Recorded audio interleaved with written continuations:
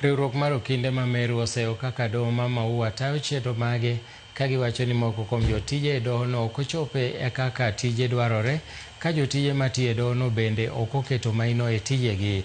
Okindego wacho ni wach makama osekelo ywaruok mag buche e dohono. Gino marocho ratich oganda bende.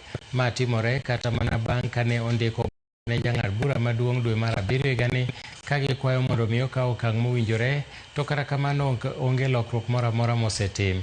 Gidwaro mondo mi olok jotije mag dohono, ma kaok kamano to gibiro bago ng'anyo mar tipo.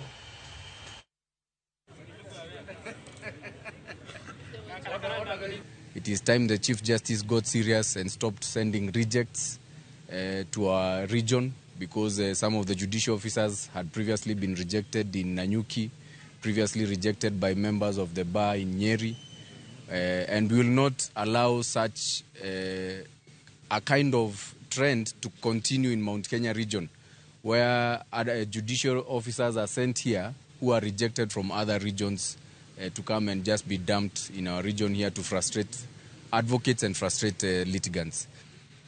In default,